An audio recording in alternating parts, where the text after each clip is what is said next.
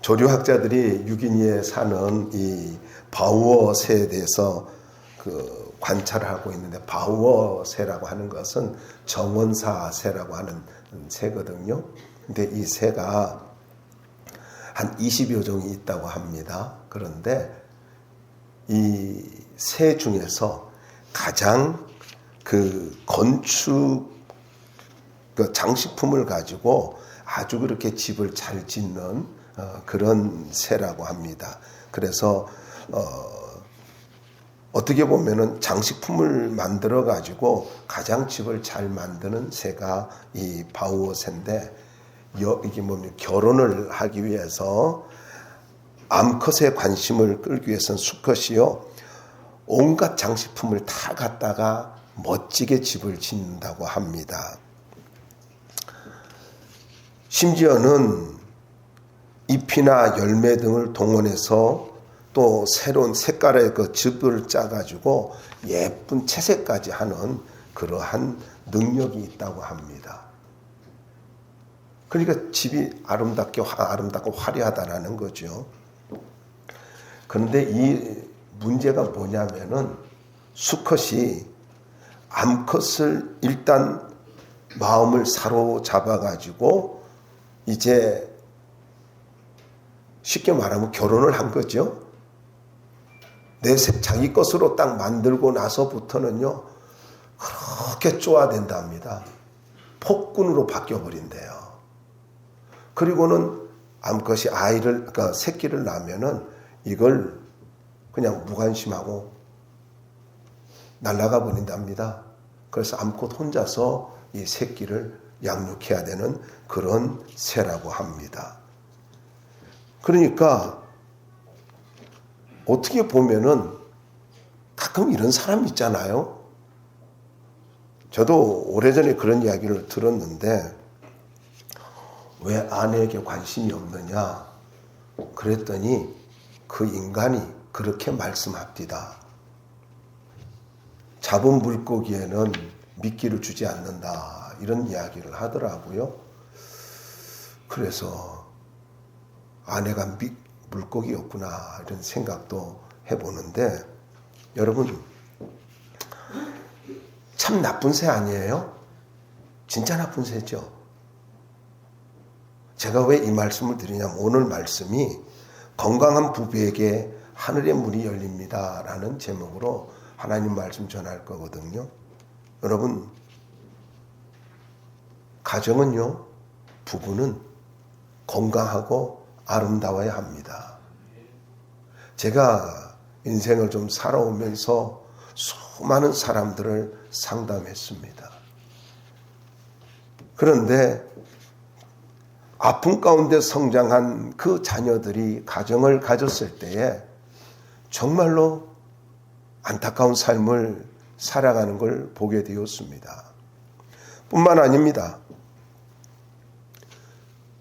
이게 악순환의 현상이 일어나서 그 자녀들도 부모의 잘못된 모습을 보고 또다시 엮이는 가정을 만들더라라는 것입니다. 여러분, 분명히 알아야 될 것은, 내가 지금 남편과 그리고 아내와 행복하게 살아야 할 이유는 내 아이들의 행복한 미래가 달려 있기 때문입니다. 어떤 명분으로도 가정을 파괴하는 것은, 그리고 가정을 가지고 지옥으로 만드는 것은, 그것은 하나님 앞에 범죄입니다. 이거 잊지 말아야 돼요. 오래전 이야기입니다. 신방을 젊었을 때 참 열심히 다녔어요. 그런데 집은 청소하지 않고 설거지도 하지 않고 신방 시간에 바쁘게 나오는 어떤 여집사님을 봤습니다. 신방 나오지 말라고 했습니다. 그건 주의 일이 먼저 아니라 가정이 먼저 잘 정리정돈해야 된다, 가정이 우선이다 라고 이야기를 한 적이 있습니다. 여러분, 주의 일이라는, 주님의 일이라는 그 미명 아래 가정을 소홀히 한다는 것은, 남편에게 아내에게 소홀히 한다는 것은 여러분 거룩한 명분 아래 하나님이 기뻐하지 않는 삶을 살고 있다는 걸 인정해야 됩니다. 어떤 여전도사님은 남편이 다 해요. 남편이 참 안타깝더라고요. 그리고 어떤 또 가정은 남편 때문에 아내가 늘 불안해하고 두려움을 가져요. 여러분, 남편과 아내가 건강한 가정 생활을 위해서는 서로에 대한 자세가 좋아야 합니다. 부부가 건강할 때 여러분 잘 기억하십시오. 부부가 건강할 때 하늘의 문이 열립니다. 부부가 건강해야 돼요. 첫 번째로 1절과 2절 말씀을 통해서 건강한 속사람을 가져야 된다라는 것입니다. 1절에 보시면 이와 같이라는 말이 있잖아요. 이게 2장 13절 말씀을 한번 볼까요? 2장 13절 함께 읽어봅시다. 시작. 인간의 모든 제도를 주를 위하여 순종하되 혹은 위에 있는 왕이나. 그러니까 이와 같이라고 하는 말은 바로 모든 질서 권위를 가지고 인정하라라는 것입니다. 똑같은 거예요. 그래서 건강한 속사람을 가져야 된다라고 했는데, 건강한 속사람의 특징이 뭐냐 하면 그건 순종이다라는 거예요. 순종해요. 아내가 남편에게 순종하는 것은 열등한 존재이기 때문에 아니라 하나님의 창조 질서에 따라서 가정 생활의 기능을 말하고 있어요. 순종은 기능입니다. 건강한 가정 생활의 기능이에요. 행복하고 아름다운 가정을 이루려면 아내가 남편에게 순종해야 된다는 것입니다. 분명한 것은 남편과 아내의 관계는 주종 관계가 아닙니다. 잊지 마세요. 주종 관계가 아니에요. 그래서 제일 어리석은 사람들이 어떤 사람이냐? 결혼해가지고 주도권 싸움을 하는 사람이에요. 그럼 바보예요. 바보예요. 절대로 그렇지 않아요. 부부는 협력 관계입니다. 돕는 배필이고 협력 관계예요. 그런데 여기 보면은 말씀을 순종하지 않는 자라는 말씀이 있잖아요. 1절에 보면은 이 말이 무슨 말이냐면은 믿지 않는 남자라는 뜻입니다. 믿지 않는 남편이 아내에 순종하는 삶을 통해서 예수님을 믿고 구원받을 수 있기 때문에 아내는 남편에게 순종해야 된다라고 말씀하고 있는데, 순종의 목적이 무엇입니까? 바로 영혼 구원입니다. 내가 왜 순종해야 된다고요? 바로 영혼 구원. 하나님의 영광을 위해서, 하나님의 거룩한 사역을 위해서 순종해야 된다라는 것입니다. 또 착각하지 말아야 될 것은, 남편들은 아내가 순종하니까 자기가 뛰어나고 잘난 줄로 착각하면 안 된다는 거예요. 나를 존중히 여겨주고 순종하는 것은, 이것은 하나님께서 말씀하신 그 기능에 순응하는 것이고, 그리고 그건 은혜예요. 생각해 보세요. 저와 여러분이 존경받을 자격이 있나요? 있어요? 저들이 유구무원이거늘 하는 주님의 말씀이 이해가 되는데, 여러분, 그러면 또 반대로 질문할게요. 아내는 맨날 자고 나면 아름답고 사랑스럽고 막 그냥 눈에서 꿀 떨어지는 그런 존재인가요? 정말 사랑스러워요, 여러분? 절대로 그렇지 않잖아요. 여기에 보면은 말로 말미암지 않고라는 말이 있지 않습니까? 이 말은 지나친 논쟁이나 유창한 말로 입씨름을 하지 않는 것을 말을 하고 있습니다. 그러니까 종종 보면은 내가 말로 저 사람 설득할 거야. 남편은 내 말만 잘 들어. 여러분, 남편이 나이가 들어갈수록 말이 없어지는 것은요, 여러분이 잘 아시죠? 몰라도 할 수 없습니다만은 여기 얻게 하려 함이니라는 말이 있죠. 이거는 이익이라는 말입니다. 이익이라는 말인데 무슨 말이냐면은 예수님의 또 그리고 하나님의 영광을 위해서 불신 남편이 구원을 받게 되면 하늘나라의 이익이 된다는 것입니다. 너의 이익이 아니라. 2절 말씀 보자고요. 거기에 보면 두려워하여라는 말이 있죠. 남편에 대한 두려움이 아닙니다. 이것은 하나님에 대한 경외심을 이야기하고 있습니다. 다시 말씀드려서 너희의 두려워하며 정결한 행실을 봄이라라는 말에서 이 말은 무슨 말이냐면은 삶의 동기가 하나님을 의식하는 것이 되어야 한다라는 것입니다. 여러분, 가정생활도 교회생활도 분명히 알아야 될 것은 우리의 모든 삶의 동기는 하나님을 의식하는 데서부터 시작돼야 돼요. 남편에게 순종하는 것도 하나님을 의식해야 되는 거고요. 자녀들을 대하는 것도 하나님을 의식하는 거고요. 아내를 대하는 것도 하나님을 의식하면서 행동해야 된다라는 것입니다. 그래서 우리의 모든 행동은, 우리의 모든 언행은 바로 하나님을 의식하는 것부터 출발되어져야 된다라는 거예요. 그러면은 믿지 않는 남편이 하나님을 의식하면서 순종하는 그 모습을 보고 그가 변화되게 할 수밖에 없다라는 거예요. 봄이라라는 말이 있잖아요. 봄이라. 이 말을 여러분 한번 줄을 쳐놓을 필요가 있어요. 이 봄이라는 말은 주의 깊게 관찰하다라는 말입니다.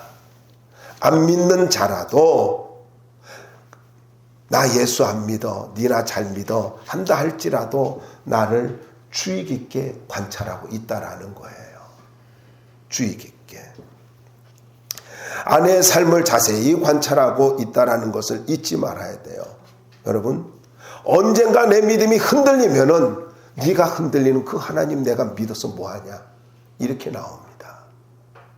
그러니까 우리는 어떤 상황에서든지 바로 하나님을 의식하고 흔들리지 않는 믿음의 삶으로 말미암아 역시 하나님을 믿는 것이 저렇게 아름다운 것이구나 하고 변화를 줄 수 있는, 영향력을 줄 수 있는 그런 삶을 살아야 된다라는 것입니다. 여러분, 여기 정결하다라는 말이 나오지요. 2절에 정결하다라는 말은요, 이거는 구별되다, 어떻게 보면 거룩하다라는 말이 더 어울립니다. 구별되다, 성별되다, 거룩하다라는 뜻인데 행실이라는 말이 있어요.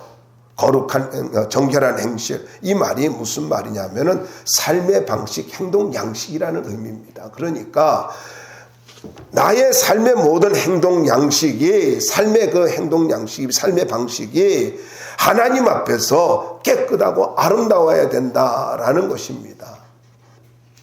제가요, 양해를 구합니다. 오래전에 조금 이렇게 그냥 말씀드릴게요. 시청 앞에서 조폭을 만났어요. 저 밥 사준다 해가지고요. 그래서 만났어요. 나가지고 이야기를 하는데 뭐라고 이야기하냐면은 자기는 세상 여자들 하나도 안 믿는데요. 무슨 소리냐? 그랬어요. 자기가 경험한 여자들은 믿을 수 없대요. 저 그 얘기를 들으면서 내가 그랬죠. 당신이 경험한 사람들만 그런 거야. 그렇지 않는 믿음의 사람들, 믿음을 가진 정말로 그런 사람이 수없이 많아. 했는데도 안 믿어요. 자기가 아는 집사 중에서 집사가 있는데 집사도 자기가 그런다 하면서 좀 말하기가 좀 그렇습니다만 그런 이야기도 해요. 여러분, 저는 여러분들에게 분명하게 말씀드리고 싶어요. 하나님 앞에서 거룩한 삶을, 구별된 삶을, 깨끗한 삶을, 분명한 삶을 살 수 있기를 바랍니다. 나를 보고 있어요. 자기가 깨끗하지 못하니까 삶이 난잡하니까 다른 사람도 못 믿는 거예요. 여러분, 잊지 마시기 바랍니다. 오늘 여기에 있는 말씀대로 순결한 삶을 우리가 살아가는 것은, 이것은 하나님 앞에서 어떻게 보면 의무이기도 하고 사명이기도 합니다. 그래야 잃어버린 영혼이, 믿지 않는 남편이, 믿지 않는 아내가 구원을 받을 수 있습니다. 아름다운 삶을 통해서, 아름다운 믿음을 통해서 아내가 섬기는 하나님에 대해서 관심을 갖게 되고 그가 십자가 복음을 받아들이게 된다라는 것입니다. 부탁드립니다. 집에서 쌓아놓은 사람, 혈기 부리는 사람이 되지 마십시오. 순종하는 사람이 될 수 있기를 바랍니다. 우리는 순종하라 하면은요, 뭔가 지고 들어가는 것 같고 내가 뭔가 손해보는 것 같아요. 아니에요. 여러분 한번 이렇게 생각해봐요. 남편이 나의 순종으로 변화되어졌다고 해봅시다. 구원받았다 해봅시다. 그러면 누구에게 좋은 일입니까? 당연히 그 사람이 구원받으니 좋겠죠. 아니요. 그건 맞는 말이지만 반이에요. 그분이 믿음으로 말미암아 내 삶이 더욱더 풍성해진다는 것입니다. 그래서 순종은 내 삶을 풍성하고 아름답게 만들어가는 하나의 방법이다 라고 이야기할 수 있습니다. 자, 3절과 4절 말씀을 통해서 건강한 속사람은 하나님 앞에 값진 것이다 라는 것입니다. 한번 여러분 3절 말씀을 보시면은 너희의 단장은 머리를 꾸미고 금을 차고 아름다운 옷을 입는 외모로 하지 말고 라는 말이 나오죠. 근데 이 말씀을 오해하면 안 됩니다. 외모에 대해서 전혀 신경 쓸 필요가 없다라는 그런 말이 아니에요. 그러면은 여기 문장의 맥락을 이해하지 못하는 거죠. 무슨 말이냐면은 올바른 가치관을 가지고 행동하라는 것입니다. 여자들의 단장은 마땅한 것입니다만은 인위적으로 사람들에게 보이려고 꾸미고 이렇게 나타내려고 이렇게 인정받으려고 하는 것을 그렇게 금하고 있는 거예요. 여러분, 사람은 외모를 보고 판단할지라도 하나님은 중심을 보시지 않습니까? 단장이라는 말이 무슨 말이냐면 이 헬라어로는 코스모스예요. 단장이라는 말이 코스모스인데 정리, 배열, 질서라는 뜻으로 헬라에서는요, 신들에 의해서 질서정연하게 배열된 우주를 이야기하고 세상을 이야기합니다. 근데 이건 나중에는 모든 가능한 형태의 장식품, 꾸밈이라는 그런 뜻이에요. 그래서 여기에서 코스메틱, 화장품이라는 말이 파생되어졌습니다. 여러분, 당시 전반적으로 사치를 즐길 수 있는 계층의 사람들은 많지 않았어요. 많지 않았는데 일부 계층에서는 머리를 따고 금장식을 했던 그런 사람도 있습니다만은 베드로가 단순히 이런 이야기를 할까요? 4절 한번 보세요. 여러분 4절은 한번 읽어보면 좋을 것 같습니다. 시작. 오직 마음에 숨은 사람을 온유하고 안정한 심령에 썩지 아니할 것으로 알아. 이는 하나님 앞에 값진 것이니라. 여러분 오직이라는 말은 바로 3절에 있는 외모, 단장, 머리, 금, 아름다운 옷, 그걸 이야기하고 있고 4절에는 숨은 사람, 안정한 심령에 가지고 지금 대조를 시키고 있잖아요. 그러니까 쉽게 말하면 속사람이 좋아야 된다라는 것입니다. 속사람이. 그런데 이거를 다르게 또 표현할게요. 속사람이 좋아진다는 것이 뭐가 속사람이 좋아지는 거예요? 그건 예수님 닮아가는 거예요. 저와 여러분이 예수님을 날마다 닮아가는 삶을 살아야 된다는 거예요. 제가 살아오면서 가장 안타까운 것은 나이가 연만해질수록 게을러진다는 거예요. 그리고 모든 것을 손에서 놓는다는 것입니다. 여러분 잘 기억하시기 바랍니다. 우리는요 사도 바울처럼 내 겉사람은 후피하나 내 속사람은 날로 새로워지는도다. 이 고백이 있어야 돼요. 어제의 나와 오늘의 내가 변화가 있어야 된다라는 거예요. 과거에 아름답고 열정이 있어도 그것에 머물러 있는 것은요, 그럼 병든 거예요. 병든 거라고. 여러분, 과거에 자꾸 매이지 마십시오. 물론 이야기할 수 있어요. 이야기하지 말라는 것이 아닙니다. 저는 이렇게 생각합니다. 과거에 하나님께서 나를 아름답게 쓰셨나요? 그런데 그렇게 쓰임받지 못하고 있는 나의 모습을 보면서 하나님 앞에서 회개하고 통회하고 자복하면서 하나님 다시 한번 주의 손에 붙들리기를 원합니다. 이 기도해야 되지 않아요? 당연히 그래야 되는 거 아니에요? 언제까지 과거 이야기하면서 나 그때 꽤 괜찮았는데 그거 이야기할 거예요? 아니잖아요. 날로 새로워지길 바랍니다. 날마다 예수님 닮아가야 돼요. 날마다. 여러분, 여기 이 말씀에 보면은 특별히 하나님 앞에 값진 것이다 라는 말씀이 나오잖아요. 이 말이요, 무슨 말이냐면은 하나님 앞에 많고 큰 결과를 가지는 것이다, 이런 뜻이에요. 그러니까 하나님 앞에 값진 것이라는 것은 계속해서 많은 열매가 맺혀지는 걸 이야기하고 있다라는 것입니다. 값진 게 뭐예요? 다르게 표현할까요? 가치 있는 게 뭐예요? 열매가 맺혀지는 거예요. 그리스도 안에서 열매가 맺혀지는 삶, 그저 종교적인 신앙생활을 하는 걸 말을 하는 것이 아니라 그리스도 안에서 열매가 맺혀지는 삶을, 그걸 말하고 있습니다. 그 중에서 첫 번째가 무엇입니까? 온유한 것이래요. 가치 있는 것이 뭐라고요? 저는 이 말씀을 준비하면서 온유에 대한 아주 깊이 있게 분석한 설교도 했습니다마는 또다시 저를 한번 돌아보았습니다. 나는 과연 하나님 앞에서 온유한 사람인가?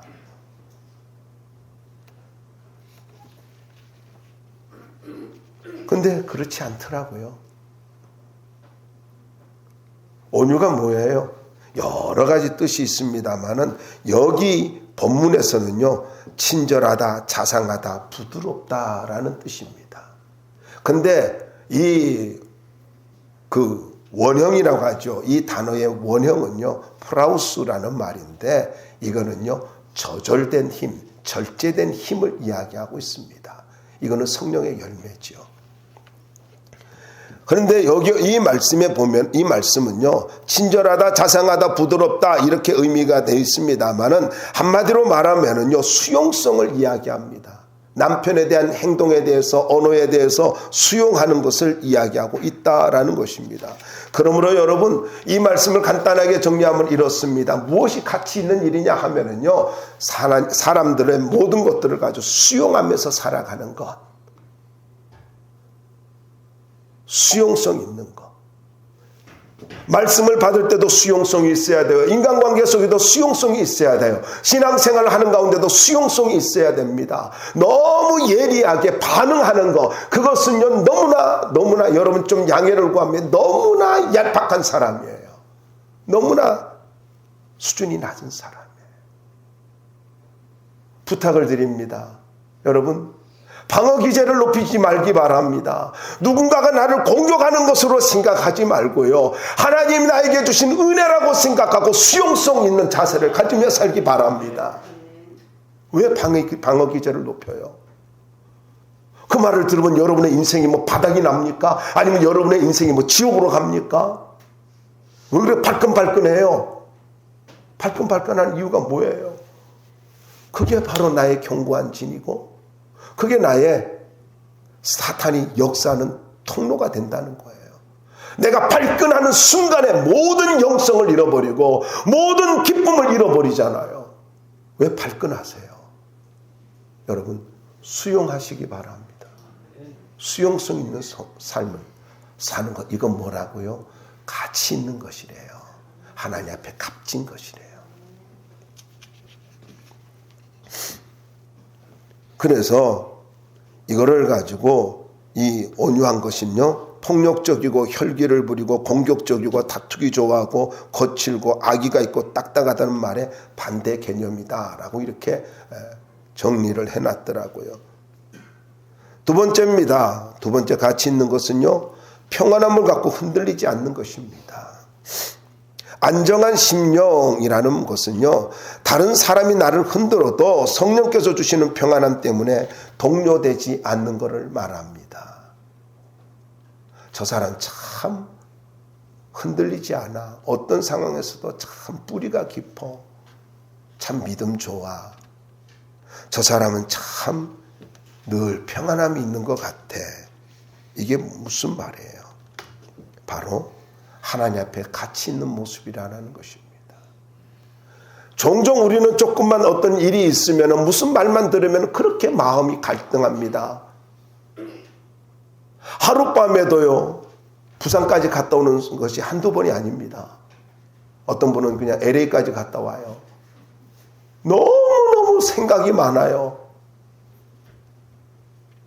이번 주 교회 나갈까 말까, 새벽기도 가야 될까 말까.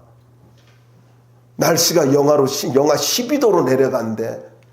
난 그래서 영하 12도 내려간다고 해가지고요, 또 14도 내려간다 해가지고 쟀어요. 딱 일어나가지고 봤어요. 논현동을 봤더니요, 8도더라고요. 얼마나 감사해요. 또 오늘도 뭐 이렇게 한다고, 나는 또 오후 시간대 봐서 11시에는 몇 도일까 하고 봤어요. 그랬더니요, 너무나 포근한 날씨더라고. 6도래요. 영하 6도. 괜찮잖아요. 뭐 조금만 있어도 그냥 난리예요, 난리. 여러분, 평온을 잃어버리지 않기를 바랍니다. 평안하게 좀 안정된 마음. 여러분 보자고요. 여러분이 그러지 않아요. 여러분 친한 사람은 어떤 사람이에요? 아우, 저 사람은 뭐 접시 같아. 그러잖아요. 근데 내가 접시잖아, 지금. 그러지 말고 여러분 성령으로 안정된 심령 갖고 살 수 있기를 바랍니다. 그게 가치 있는 거예요. 그러면서 뭐라 그럽니까? 썩지 아니할 것으로 라는 말이 있죠. 썩지 아니할 것으로. 육신적인 것은 다 썩어지고 무가치한 거지만 썩지 않는다는 건 무슨 말이에요? 바로 영원한 가치가 있는 것이다 라는 것입니다. 사랑하는 여러분, 우리의 모든 삶의 덕목들이 가치 있는 것으로 나타날 수 있기를 바랍니다. 그러면 성경에서 보여주는 사례를 한번 보자고요. 5절과 6절 말씀을 통해서 경건한 여인을 보여주고 있습니다. 5절 한번 보면은요, 전에 하나님께 소망을 두었던 거룩한 부녀들이라는 말씀이 있죠. 거룩하다라는 말은요, 하기아이라는 말인데 정결하고 구별된 것을 이야기합니다. 이 말은 주로 거룩한 선지자들이라든가 사도들이라든가 천사들이라든가 믿음의 여인들 혹은 성도들에게 사용되어지는 말인데, 특별히 이 거룩한 부녀들은 경건한 여인들을 이야기하거든요. 그럼 이 경건한 여인들은 어떤 여인들이냐 하면 하나님께 소망을 둔 여인들이다라는 거예요. 하나님께 소망을 둔 여인. 여러분, 소망은 믿음이 있어야 가질 수 있는 것입니다. 믿음이 없이는 소망을 가질 수 없어요. 그래서 소망은 믿음의 산물이다라고 할 수가 있습니다. 참된 믿음이 있습니까? 그 사람은 소망이 있습니다. 두 번째로 순종으로 자기를 단장합니다. 여러분, 순종은 하나님의 살아계신과 능력을 절대적으로 확신하는 믿음의 사람에게서 나오는 것입니다. 아무에게서나 순종이 나오는 거 아니에요. 내가 순종하고 있습니까? 하나님의 살아계신과 절대적인 능력을 믿는 사람이라는 것입니다. 여러분, 참 재미있어요. 6절에 보면은 사라만 이름이 나오잖아요. 5절에는 부녀들이라고 했는데 6절에는 사라만 나와요. 그런데 유대 전승에 의하면은 아브람과 이삭과 야곱의 아내들이 있잖아요. 사라, 리브가, 라헬, 레아가 바로 레아가 족장으로 나타나는 것으로서 부녀들은요, 이들을 가리킵니다. 그러니까 이 아브람, 이삭, 야곱의 아내를 가지고 이야기하고 있는데, 근데 이들을 가지고 이야기할 때 뭐라고 말을 하고 있습니까? 바로 내면의 아름다움으로 단장한 경건한 여인들이다 라고 말씀하고 있습니다. 저는 여러분들에게 부탁드리고 싶습니다. 내면의 아름다움으로 갖춰진, 내면의 아름다움이 갖춰진 그런 믿음의 여종들이 될 수 있기를 바랍니다. 그런데 단장하다라는 에코스문이라고 하는 말이 무슨 말이냐면은 이 말은요, 습관적인 행동을 이야기하고 있습니다. 습관적인 행동. 그러니까 이 말이 이게 미완료 과거형이에요. 그러니까 순종이라고 하는 것은 이게 습관적이라는 것입니다. 그래서 어제의 순종했던 모습이 오늘 순종으로 나타나고 오늘 순종했던 모습이 내일 순종의 모습으로 나타나 습관적이라는 거예요. 여러분, 경건한 습관이라고 저는 정리를 하고 싶은데 우리의 삶 속에서 가장 아름다운 것이 무엇이냐면요, 하나님 앞에서 영원한 가치를 가지고 있는 것은 경건한 습관입니다. 그것이 인생을 바꿔요. 우리가 너무나 잘 알잖아요. 다니엘은 매일같이 하루에 3번씩 경건한 습관을 가지고 있었습니다. 그랬더니 그가 이방 나라에서도 바벨론 포로로 살아가는 그 이방 나라 속에서도 포로의 신분에서도 최고의 권자까지 올라가는 사람이 되었지 않습니까? 누구도 건드릴 수 없는 놀라운 인물이 되었지 않습니까? 여러분, 경건한 습관은요, 나를 조금 힘들게 할지 모르지만은요, 그건 내 인생을 아름답게 그리고 존귀하게 만들어가는 계단이라는 것을 잊지 말아야 돼요. 하나님 앞에 영원한 가치, 그것은 순종입니다. 그러면 경건한 여인의 자세, 6절 말씀을 한번 보자고요. 함께 읽어봅시다. 6절 시작. 사라가 아브라함을 주라 칭하여 순종한 것 같이 너희는 선을 행하고 아무 두려운 일에도 놀라지 아니하면 그의 딸이 된 것이니라. 할렐루야. 여러분, 순종을 통해서 내면적인 아름다움으로 단정한 이 경건한 여인을 아브라함의 아내 사라로 이렇게 예를 들어서 말씀하고 있단 말이에요. 그런데 창세기 18장 12절에 보면은 사라가 내 주인이라는 표현을 써요. 내 주인. 무슨 말입니까? 주라고 하는 말은 주권의 합법성과 인정된 권세를 말을 하고 있단 말이에요. 주권의 합법성, 인정된 권세. 그러니까 물론 당시 남편을 가지고 주라 부르는 풍습이 있었습니다만은 사라가 아브라함을 주라고 했다는 것은 이거는 뭐를 지금 이야기하고 있느냐 하면은 순종의 자세를 이야기하고 있다라는 거예요. 선을 행하고라는 말이 있죠. 이 말은 신앙에 적합한 행동을 말하고 있어요. 자, 계속해서 보면요, 아무 두려운 일에도 라는 말이 있잖아요. 그러니까 남편의 난폭한 행동, 거친 언어에도 자기 중심을 잃어버리지 아니하고 믿음의 자세를 갖고 순종하는 것, 그걸 말을 하고 있습니다. 그러면 어떤 사람이라고요? 딸이라는 말이 있죠. 자녀들이라는 복수형입니다. 그러니까 너희가 그렇게 되면 아브라함이 믿음의 아버지가 된 것처럼 너희들도 믿음의 딸들이 된 것이다 라고 아내를 이야기하고 있는 것입니다. 여러분, 조금은 부담스러울지 모르겠습니다만 여러분에게 도전드립니다. 하나님 앞에서 순종의 아름다운 덕을 키워갈 수 있기를 바랍니다. 세 번째입니다. 아내에 대한 인식의 변화가 하늘의 문을 연다라는 것입니다. 7절 한번 읽어봅시다. 시작. 남편들아, 이와 같이 지식을 따라 너희 아내와 동거하고 그를 더 연약한 그릇이요 또 생명의 은혜를 함께 이어받아 자로하라. 귀히 여기라. 이는 너희 기도가 막히지 아니하게 하려 함이라.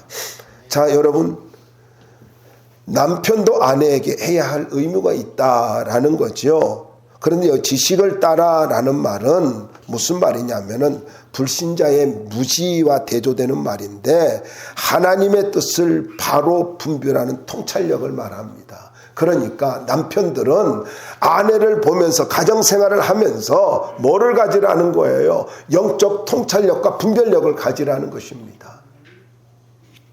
분별력이 있어야 돼요. 그리고 동거한다라는 말은 함께 살다에서 나온 말입니다. 그러니까 육체의 연약함까지 돌본다라는 뜻이 바로 여기 바로 동거한다 그런 뜻이거든요. 자, 그러면은 왜 이래야 되느냐 한번 보자. 아내라는 거, 여러분 가끔 그래요. 내가 너무 웃기는 이야기를 하면 여러분 안 웃길 수 있어요. 아니, 아내가 얼마나 연약해. 제가 그랬어요. 목사님 그런 말씀 하십시오. 우리 집사람 나보다 힘이 더 세요. 그러더라고요. 안 웃기구나. 그런데 좀 여러분, 자매님들 좀 부탁드릴게요. 여러분이 집에서 다 하려고 좀 하지 말아요. 너무 씩씩하게 살지 말아요. 기다리려면 속 터진다고요? 속 터져도 좀 기다려요. 여보, 저거 좀 해주세요. 그러면 알았어 해놓고 게임하고 있어요. 그럼 완전 뒤집어 놓고 싶잖아요. 그래도 기다리세요. 끝나고 해줄 거죠? 한마디 하고 가요. 그러면요, 바로 끝내고 와요. 그렇게 해가지고 하고 나면은요, 어쩌면 그렇게 잘하냐고 그렇게 좀 칭찬해줘요. 이거 틀렸잖아. 또 지적질 하지 말고. 그럼 다시는 안 해줘요. 그냥 내가 내 이야기 할게요. 옛날에 말씀드렸는데 제가 전기를 하나 고쳤어요. 그럴 때 우리 집 사람이 그러더라고요. 어머나, 너무 훌륭하대요. 우리 아버지는 저거 전파사 가가지고 사람 불러다가 해가지고 꼭 돈을 줘야 되는데 어떻게 당신 이걸 하느냐고. 그 다음부터 뭔가 고장나면 내가 다 하잖아요. 여러분, 좀 기다리라고. 그리고 칭찬해 주라고. 할 수 있어도 좀 못한 척하고 좀 기다리라고. 그런데 중요한 것이 이겁니다. 연약함을 돌봐줄 뿐만 아니라 남편은요, 왜 귀하게 여겨야 되느냐 하면은 생명의 위협을 함께 받을 자라는 거예요. 그런데 이 말이 무슨 말이냐면요, 여러분 한번 보세요. 그 이유를 설명하고 있는데, 이는 너희 기도가 막히지 아니하게 하려 함이라. 아내와의 관계가 좋지 않고 그러면, 남편과의 관계가 좋지 않으면 뭐라고요? 기도가 안 된다는 거예요. 하늘의 문이 닫혀버린다는 거예요. 여러분, 가정은요, 교회의 축소판입니다. 잘 기억하세요. 가정 교회 축소판이에요. 주님께서 뭐라 그랬어요? 두세 사람이 내 이름으로 모인 곳에 나도 그들 중에 있느니라. 그리고 나 또 부탁드리는데, 안 할게, 알아서 살아요. 알아서 살고. 어쨌든요, 둘이 여기 보면은요, 막힌다라고 하는, 막히지 않게 한다 할 때, 이 막힌다라는 말이 무슨 말이냐면요, 길 가운데 막아서는 것을 이야기하고 중간에 끼어들어서 진로를 방해하는 것을 말합니다. 그러니까 남편과 아내의 관계가 좋지 못하면은요, 마귀가 우리 가운데 끼어가지고, 그래가지고는 하나님 앞에 기도가 상달되지 못하게 만든다는 거예요. 모든 영성을 잃어버린다는 거예요. 제발 철없는 남편으로 살지 말고 영적 분별력과 통찰력을 가진 남편으로 살기를 바랍니다. 그렇게 살아야 돼요. 또 설교 들으면서 이건 남편이 와서 들어야 될 설교인데 이러지 말고 순종이나 잘 하시기 바랍니다. 여러분, 순종만 잘하면 돼요. 부부는 서로의 관심과 필요를 채워주는 관계예요. 그래서 영적으로 부족한 것도요, 서로 채워줘야 되고, 또 육신적으로 필요한 것도 서로 채워줘야 돼요. 만약에 부부가 싸우고 불화하면은, 그러면은 잊지 마십시오. 여러분의 인생의 하늘문은 닫혀버립니다. 인생의 하늘문은 닫혀요. 여러분, 하늘의 문이 닫히면 누구도 도와줄 수 없어요. 아시겠습니까? 하늘의 문이 닫히면 누구도 도와줄 수 없다고. 그리고 어떤 문제가 있나요? 기도로 풀어가길 바랍니다. 때가 되면 풀리겠지, 그러한 운명론적으로 살지 말고, 남편과의 문제가 있나요? 기도로 풀어가시기 바랍니다. 그걸 바라보는 자녀들은, 우리 엄마가, 우리의 아버지가 인생의 모든 문제를 있을 때, 가정에 불화가 있을 때 기도로 하나님과 풀어가더라, 하나님 앞에 기도하며 풀어가더라, 이걸 바라보면서 아이들이 어떻게 살아야 되는가를 깨닫게 된다는 거예요. 힘들다고 잠만 자고 있고, 힘들다고 해서 그냥 각방 쓰고 있고 그러면은 자녀들의 인생을 어둠으로 몰아넣는 거예요. 결론을 맺을게요. 여러분, 하늘의 문이 열리는 인생으로 살기를 바랍니다. 그것은 아름다운 부부로 사는 거고요. 그리고 기도하며 살아가는 부부입니다. 소중한 것을 놓치고 살지 마십시오. 영적인 소중한 것들을 가슴에 간직하면서 계속해서 아름다운 덕목을 만들어가는 믿음의 종들이 되기를 주의 이름으로 축원합니다.